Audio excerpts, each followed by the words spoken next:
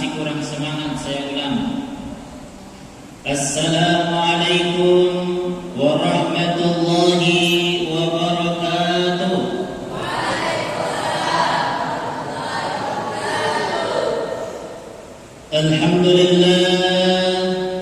Alhamdulillahi rabbil alamin. Wassalatu wassalamu ala asrafil anbiya'i wal mursalin wa ala alihi wa sahbihi ajma'in.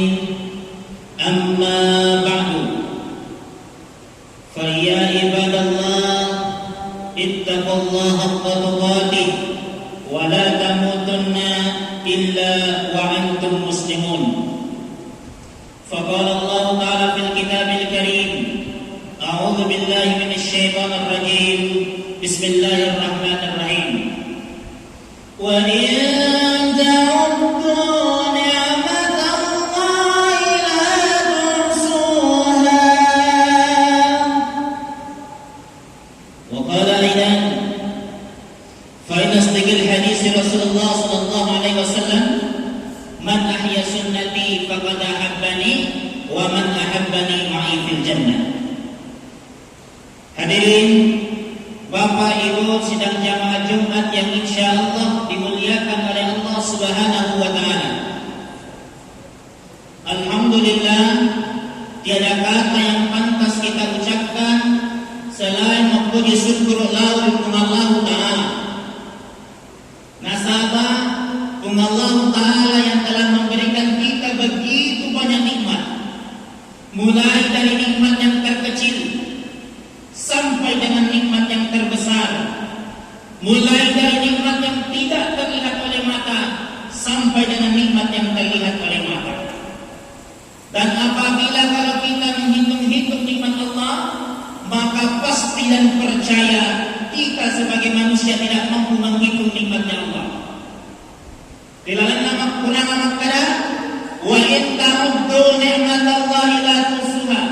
Apabila engkau menghitung-hitung nikmat Allah, maka niscaya kau tidak akan pernah mampu menghitung nikmatnya Allah. Mulai kita dari bangun tidur sampai kita tidur kembali, bahkan tidur itu sendiri, itulah nikmat dari Allah Subhanahu wa taala. Betul? Berapa banyak orang yang pergi pulang balik pergi puskesmas, berapa banyak orang pulang balik pergi ke dokter, pergi ke perawat, pergi ke menteri, minta obat supaya apa? Supaya bisa tidur. Namanya obat tidur. Namanya obat tidur. Artinya apa? Tidur itu nikmat, Pak.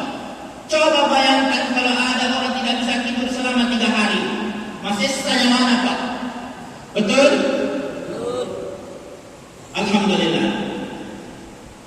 Wa qala aidan, innallaha wa malaikatihi yusholluna 'alan nabi ya ayyuhalladzina amanu sallu 'alaihi wa sallimu taslima. Innallaha wa malaikatihi, sesungguhnya Allah bersama para malaikatnya. Malaikatihi yusalluna 'alan nabi, berselawat kepada Rasulullah. Ya ayyuhallazina amanu, wahai orang-orang beriman, sallu 'alaihi wa sallimu taslima. Selawatlah kalian sebaik-baik dengan selawat kepada Rasulullah sallallahu alaihi wasallam. Ustaz, Indonesia selawat. Selawat itu Allahumma salli ala Muhammad wa ala ali Muhammad. Itu yang pertama. Yang kedua, apa itu? Allahumma salli ala sayyidina Muhammad wa ala ali sayyidina Muhammad. Ada yang bertanya, Ustaz, yang mana yang betul Ustaz? Ada orang selawat pakai sayyidina. Engkau tahu? Itu pakai sayyidina, tidak pakai sayyidina. Yang mana yang betul Ustaz? Saya jawab, yang pakai sayyidina silahkan, boleh. Yang tidak pakai juga boleh. Yang salah Ustaz yang mana? Yang salah adalah yang tidak berselawat kepada Rasulullah sallallahu alaihi wasallam. Nah, itu yang salah, Pak. senantiasa berselawat kepada Rasulullah. Barang siapa yang senantiasa berselawat Rasulullah, insya Allah berkahnya selawat Pak banyak. Kalau ada anak nakal, bacakan selawat di telinganya. Contohnya Ustaz, bagaimana? Caranya Ustaz? Caranya kalau lagi tidur, usap kepalanya, bisi di telinganya. Allahumma salli ala Muhammad wa ala ali Muhammad. Ditambah dengan satu doa, yaitu doanya Nabi Ibrahim. Rabbi habli minas sholihin. Itu insya Allah berkahnya salawat tidak nakal dan nakal. Ustaz, suamiku sering selingkuh, bacakan salawat. Bagaimana caranya Ustaz? Kalau ibu-ibu lagi buat kopi atau teh, bacakan salawat. Allahumma salli ala sayyidina Muhammad wa ala sayyidina Muhammad. Ya Allah, jadikanlah kopi ini sebagai obat pakura supaya suamiku tidak selingkuh lagi. Tiupkan. Insya Allah tidak selingkuh lagi suami atau ibu. Ya? Silakan. Apa lagi? Itu tadi. Kalau ada tadi anak nakal, anak bandel, sudah SMA masih nakal, bacakan. Insya Allah banyak berkahnya selawat Pak. Ini ada kisah nyata Pak, kisah nyata. Ini di Makassar. Saya sebetulnya Pak orang Makassar, Bulukumba. Jadi kalau bahasa Bugis, ini kisah itu Pak, jadi cek demi. Di Makassar ada keponakan saya, ya kira-kira umur 4 tahun 5 tahun. Mau salat maghrib, saya tanya, pergi sholat. Abang bilang, nanti om, masih main bola Om, masih main bola. Kemudian saya tungguin. Begitu azan maghrib tiba, Allahu Akbar, Allahu Akbar. Masih main bola. Saya panggil, sini, sholat maghrib. Nanti dulu Om. Akhirnya apa?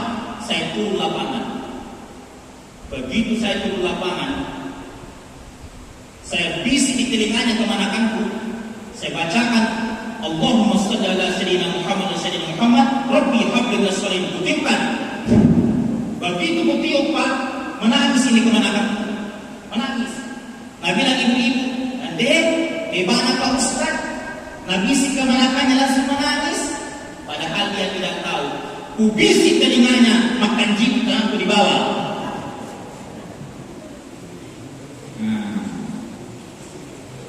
Hadirin Bapak Ibu jamaah sekalian, insyaallah dimuliakan Allah Subhanahu wa taala. Oleh karenanya senantiasa berselawat kepada Rasulullah sallallahu alaihi wasallam. Yuk, Bapak-bapak, adik-adik, ibu-ibu di belakang, ayo berselawat kepada Rasulullah. Sallallahu ala Muhammad, sallallahu alaihi wasallam, sallallahu ala Muhammad, sallallahu alaihi wasallam.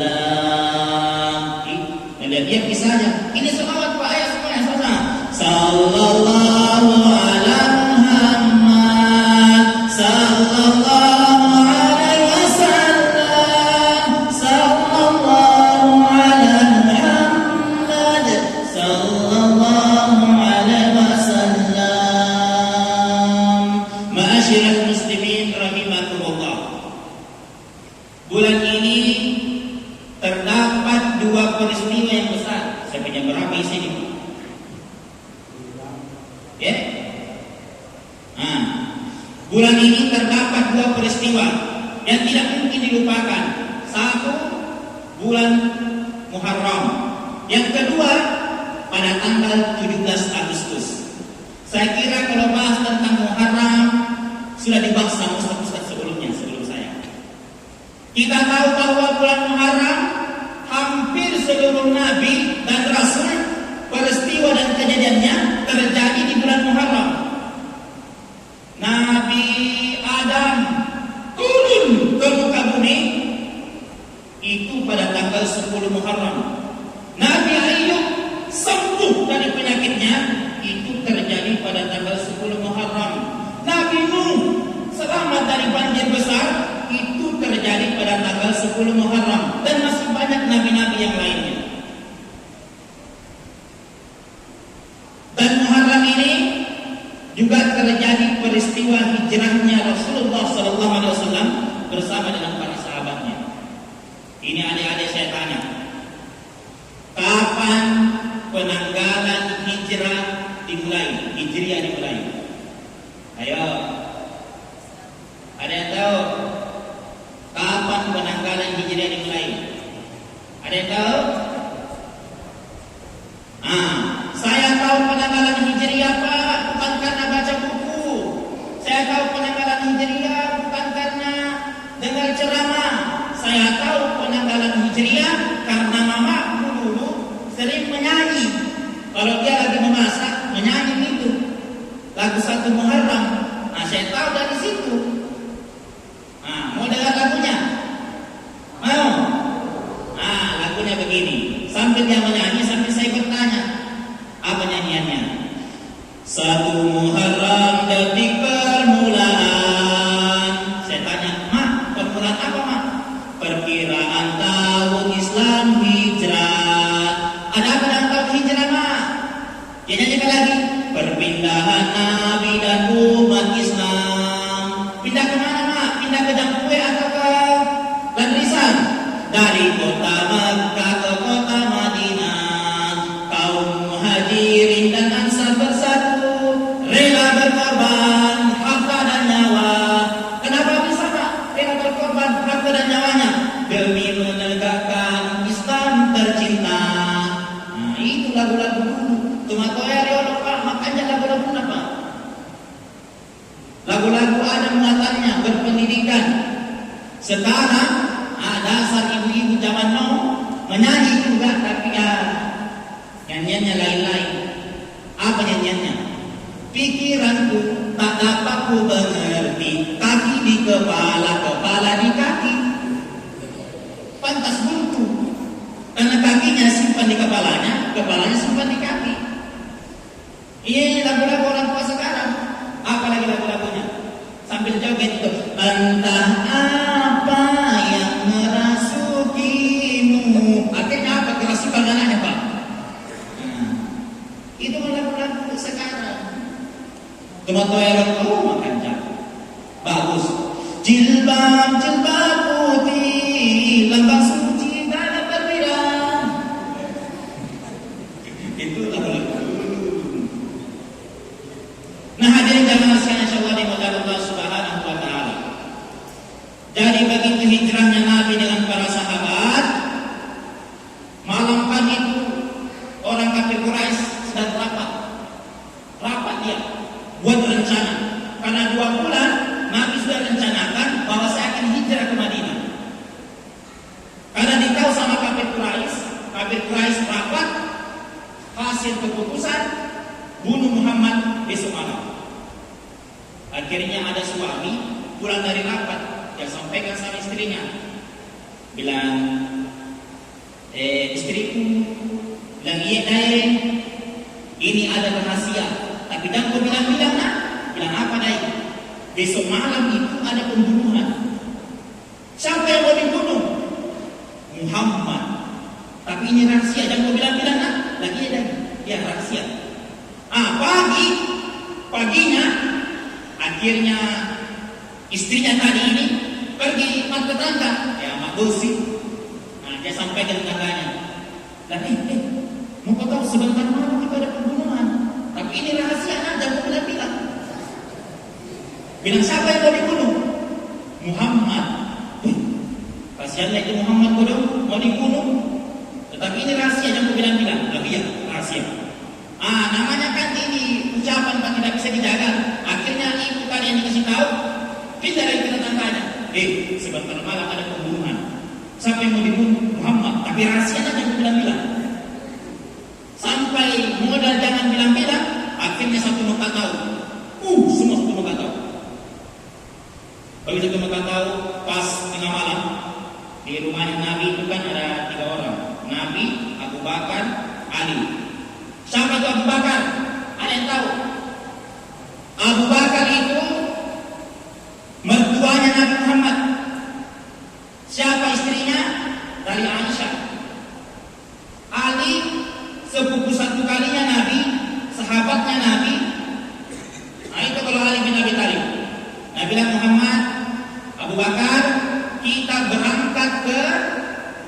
Madinah untuk hijrah, karena umatnya Nabi sudah duluan pergi.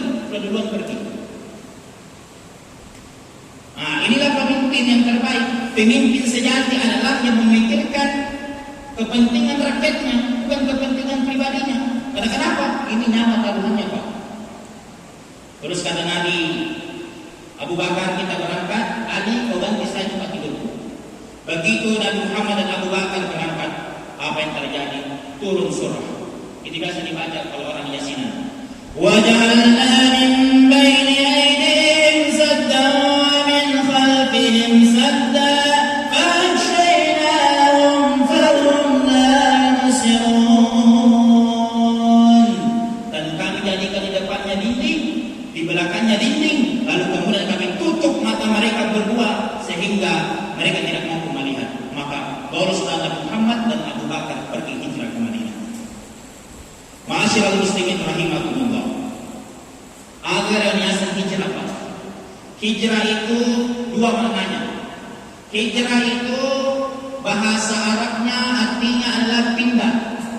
Kalau Bugis kata lete, kecil Pak. Nah, pindah lete. Dia berpindah, pindah. Itu namanya pindah, hijrah. Itu makna yang pertama. Pindah dari satu tempat ke tempat yang lain. Tapi ada makna hijrah yang kedua, yaitu meninggalkan sesuatu yang buruk menuju ke arah yang lebih baik lagi. Mungkin kita masuki bulan Muharram yang tadinya sering bolong-bolong salat, masuk bulan Muharram tahun ini harus tidak bolong-bolong lagi. Yang adik-adik sering ambil uangnya mamanya 5.000, masuk Muharram ini harus berubah jadi anak yang soleh. Yang tadinya bapak-bapak yang suka selingkuh, masuk bulan Muharram harus berubah. Jangan lagi selingkuh, Pak. Ya? Nah, intinya hijrah adalah berpindah dan berubah ke arah yang lebih baik. Hijrah itu adalah perjuangan. Hijrah itu adalah pengorbanan. Hijrah itu adalah persaudaraan. Dan hijrah itu adalah membentuk perpaduan. Dan inilah yang lahir dari semangat juang untuk melawan penjajah, untuk merebut kemerdekaan. Beberapa hari yang lalu kita telah melaksanakan 17 Agustus. Ke-75 Indonesia merdeka. Keberapa Pak? Ke-75. Indonesia merdeka, Pak, harus kita ketahui. Indonesia merdeka bukan laksana turunnya embun di waktu malam. Indonesia merdeka bukan hadiah dari Jepang. Indonesia merdeka bukan kado dari Belanda. Tapi Indonesia merdeka ditegakkan atas untayan air mata, tetesan keringat, darah dan nyawa orang-orang tua kita dulu yang belum sempat menikmati indahnya merdeka. Kalau saya ditanya, Ustaz itu pintar saja bicara. Apa jasamu dalam kemerdekaan? Saya jawab, tidak ada. Kenapa? Tahun 45 saya belum keluar. Kalau hari ini Pak, contoh. Kalau hari ini kita minum air kelapa, jangan pernah lupa bahwa ada orang-orang tua kita dulu yang pernah nanam pohon kelapa. Betul? Adik-adik saya tanya, pernah minum air kelapa? Pernah tanam pohon kelapa? Pernah? Kalau yang pernah, alhamdulillah. Kalau tidak pernah, ingat bahwa ada nenek dulu pernah tanam pohon kelapa sehingga apa? Kita minum airnya. Kalau hari ini kita mensyukuri nikmat kemerdekaan, menghirup udara merdeka, jangan pernah lupa bahwa pejuang-pejuang kita dulu pernah berjuang sampai tetesan darah. Untuk kita, mereka mengalirkan darah. Untuk kita, mereka mengorbankan nyawa, Pak. Nyawa Pak satu-satu nih, Pak. Dia ada cadangannya. Kalau ibarat HP bisa dicas, tapi kalau nyawa satu. Islamlah agama yang mengajarkan bahwa cinta tanah air adalah bagian daripada iman. Tanah air kita bukan Palestina, kita bukan Aljazair, tanah air kita bukan Arab Saudi, tapi tanah air kita Indonesia. Mencintai Indonesia adalah bagian daripada nilai-nilai keimanan. Yang kebetulan menjajah adalah kafir. Siapa dia? Belanda, Spanyol, apalagi Jepang. Ya, dia jajah kita Pak, kurang lebih berapa abad? 350 abad kita dijajah. Karena berkat lahirnya nilai-nilai Islam, kita harus terlepas daripada nilai kepada kebebasan. Kita harus bebas. Yang tadinya datang Belanda menjajah, datang sekelompok ulama dengan santrinya, tentara dengan polisi, saling membahu untuk membentuk satu kekuatan, berangkat daripada semangat hijrah, yaitu semangat jihad dan semangat berjuang. Itulah kemerdekaan. Selamat di sana. Oh, Nepal. Oke. Itulah kemerdekaan. Karena kemerdekaan ini tadi kata Nabi, hubbul watan minal iman, cinta kepada tanah air adalah dari bagian daripada iman. Karena cinta Pak, segala-galanya bisa berubah. Cinta satu, pernah bapak kan pernah muda semua, ibu-ibu juga pernah jadi gadis. Waktu masih gadis dulu umur 17 tahun tersenyum luar biasa, aduhai. Tapi sekarang umur 71 tahun tersenyum lari ke kita. Nah. Kemerdekaan ini Pak, kalau kita pikir banyak ulama yang andil terhadap kemerdekaan kita. Sehingga angka 17 Agustus tahun 45 Soekarno datang kepada Kiai Haji Hasyim Asy'ari. Siapa itu Kiai Haji Hasyim Asy'ari? Pendiri Nahdlatul Ulama. Soekarno datang pada hari Kamis. Dia datang kepada Kiai. Kiai, ada apa? Presiden, ada apa? Den, ini Kiai. Ini kan orang-orang dulu Pak, itu percaya terhadap angka-angka.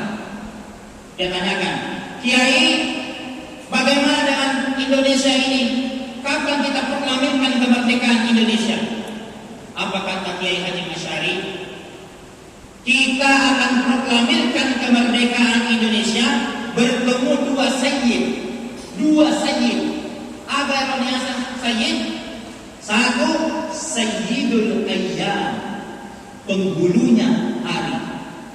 Yang kedua, sayyidul syuhur, yaitu penghulunya bulan. Dalam satu minggu, Senin sampai Ahad, yang paling bagus Pak hari apa? Hari Jumat.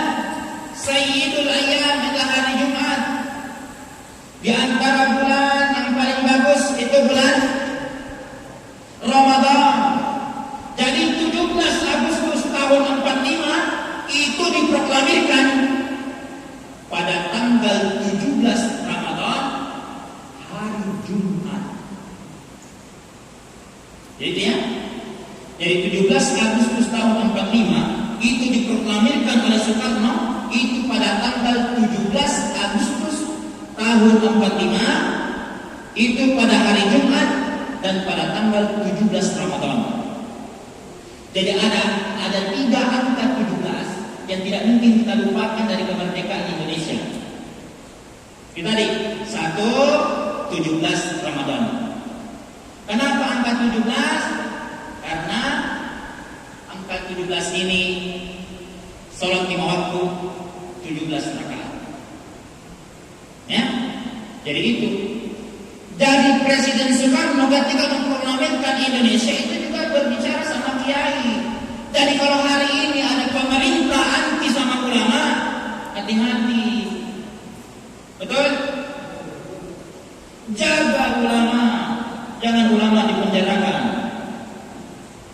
Ya, hadirin jamaah sekalian, insyaallah dimuliakan Allah Subhanahu wa taala. Oleh karenanya, dengan semangat hijrah ini, nilai-nilai hijrah ini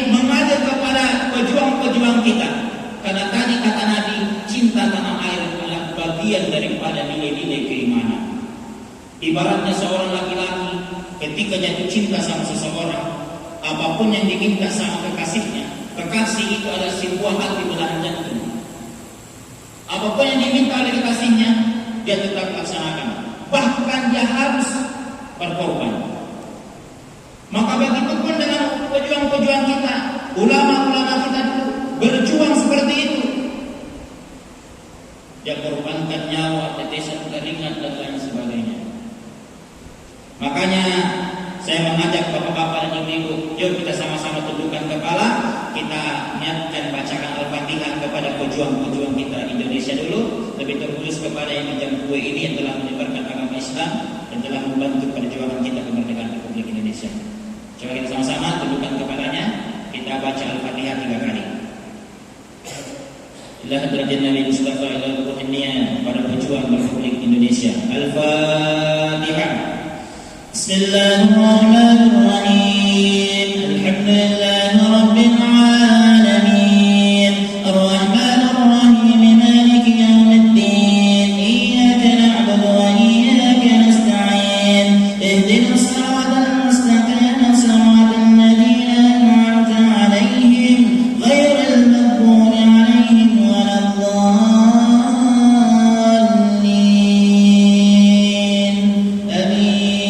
Bismillahirrahmanirrahim. Alhamdulillahi rabbil alamin. Ar-Rahmanir Rahim. Maliki yaumiddin. Iyyaka na'budu wa iyyaka nasta'in. Ihdinas siratal mustaqim. Siratal ladzina an'amta 'alaihim ghairil maghdubi 'alaihim waladdallin. Sekali lagi. Alhamdulillahi rabbil alamin. Ar-Rahmanir Rahim. Maliki yaumiddin. إياك نعبد وإياك نستعين اهدنا الصراط المستقيم صراط الذين أنعمت عليهم غير المغضوب عليهم ولا الضالين آمين. Mudah-mudahan pahalanya apa yang kita bacakan terkirim kepada pejuang-pejuang kita. Indonesia baru merdeka 75 tahun. Allah titipkan kepada kita Indonesia yang begitu besar. Indonesia besar tak? Besar. Indonesia terdiri dari 17.000 pulau. 17.000 pulau. Belum termasuk pulau yang ada di sebelah sana. Tambah 2 kalau itu masuk. Indonesia Allah titipkan kepada kita. Ini saya titipkan kau Indonesia. Jaga baik-baik. Namanya titipan, Pak, itu amanah. Dan amanah itu harus dijaga baik-baik. Dan menyia-nyiakan amanah termasuk dosa besar. Hadirin jemaah sekalian yang dimuliakan Allah Subhanahu wa taala, mungkin demikian yang sempat saya bawakan karena banyak ada petunjuk orang bawa kue. Nah, kita cukupkan dulu, kita bisa istirahat lebih banyak. Demikian yang saya sampaikan, lebih dan kurangnya mohon dimaafkan. Terima kasih atas segala perhatian, mohon maaf atas segala kekurangan. Apabila ada kata yang salah datang dari saya dan apabila kita dengan tuntunan Allah Subhanahu wa taala. Dan tutup, wabillahi taufiq wal hidayah. Assalamualaikum warahmatullahi wabarakatuh.